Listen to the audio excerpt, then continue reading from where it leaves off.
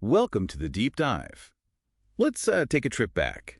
Think mid-1980s. It was really the golden age for RC hobbies, wasn't it? Oh, absolutely. Tamiya was just hitting its stride. And right in the middle of that, 1985, they dropped the Fox, kit number 58051. Yep.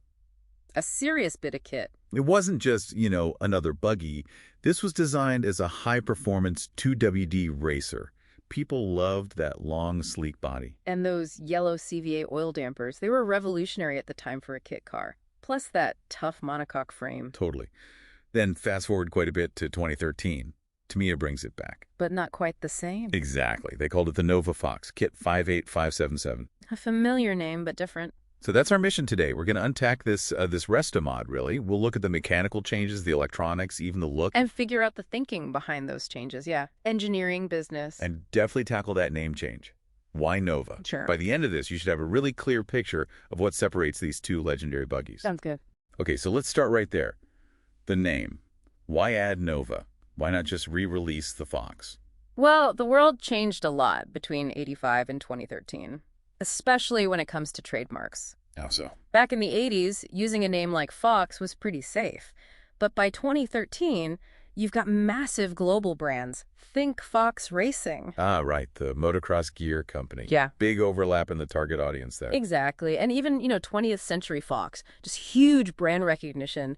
Trying to re-release something simply called the Fox would have been asking for legal trouble. So it's basically risk management.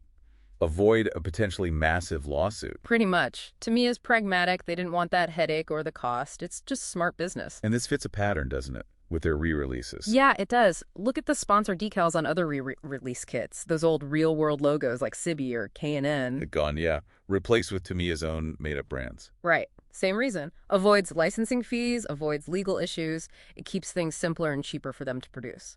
Okay, so the name change was a legal necessity, really. But the choice of Nova, that feels deliberate, too. Oh, for sure. Nova comes from Latin, means new. It neatly signals that this isn't exactly the original. So it serves two purposes. Solves the legal problem and tells you, the buyer, hey, this is the Fox, but updated, like a rebirth. Exactly. The Fox, reborn. It's actually quite clever marketing, turning a legal constraint into a positive message. Okay, that makes sense on the branding side. Let's get into the nuts and bolts, the mechanical stuff. What are the big differences there? Right, the drivetrain is a major one. The original 85 Fox used these hex-shaped drive shafts. I remember those. They could be a bit temperamental. Temperamental is putting it mildly. They wore down, they could slip under power, and worst of all, they tended to pop out, especially if you were running a hotter motor. Not ideal. So what did the Novafox get? Modern dog-bone drive shafts. Much, much better. They're way more durable, give you smoother power delivery, handle more power easily, and allow for better suspension movement. Essential for running modern brushless systems, really. Okay, big upgrade there. Yeah. What else? You mentioned friction earlier. Yes. Bearings. The original Fox had a mix of bronze metal bushings and some plastic ones. Standard for the time, but lots of friction. Wastes energy, slows you down, shortens run times. The Novafox kit comes with a nearly complete set of ball bearings. I think 8 are included right in the box. And that makes a real difference. Huge difference. Less friction means more speed, faster acceleration, and your battery lasts longer. It just makes everything run smoother and more efficiently, especially with the higher RPMs of today's motors. Makes sense. Better power delivery, less friction. What about handling? The Fox was already pretty advanced, but things have moved on. They have. So the Novafox gets an addition, a front stabilizer bar, an anti-roll bar. Okay, what does that do for you? It helps control how much the chassis leans or rolls when you go into a corner fast. Back in the day, with heavier NICE batteries, it wasn't as big an issue. But now with lighter LiPo batteries and much grippier tires. Exactly. You can get what's called traction roll, where the buggy literally trips over its own tires because there's so much grip and the chassis rolls too much. The stabilizer bar limits that roll. So it makes the car feel more stable, more predictable during cornering. Precisely. Especially on higher grip surfaces, it just helps keep the buggy flatter and more planted, letting you carry more speed through turns without it getting unsettled. Okay, so mechanically, it's quite a step up. Yeah. What about controlling all that? Yeah. Speed controllers have changed. dramatically. Oh, night and day. The original Fox used a mechanical speed controller, an MSC. Right, the servo moving a wiper arm across a resistor. Yeah, a big ceramic resistor that got really hot. It was clunky. You basically had 3 speeds: slow, medium, and fast. And off, of course. Very crude control. And inefficient. Terribly inefficient. A lot of battery power just got wasted as heat from that resistor. Plus, the contacts would wear out or get dirty. It was just old tech. So the Novafox uses A modern electronic speed control, an ESC. Like the Hobbywing 1060, often bundled with it. It uses pulse width modulation, PWM. which means It switches the power on and off thousands of times a second.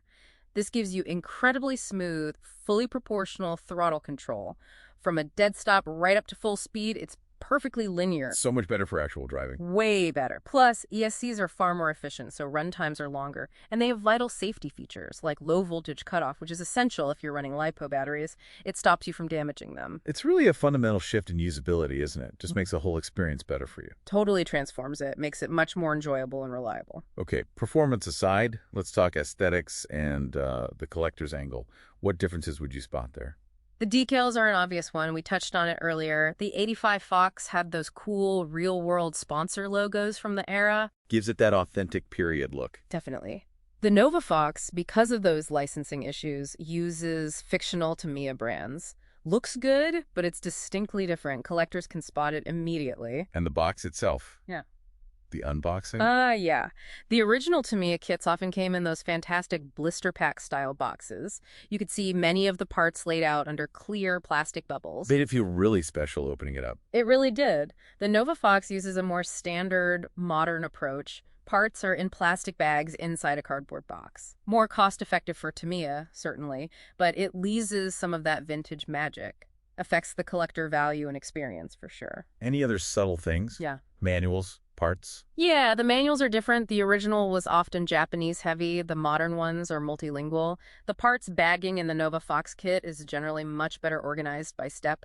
And, hardcore collectors might spot tiny differences in plastic composition or molding marks, but that's getting really granular. Okay, so bringing it all together, what's the takeaway for you, the RC fan? The Novafox isn't just a straight reissue.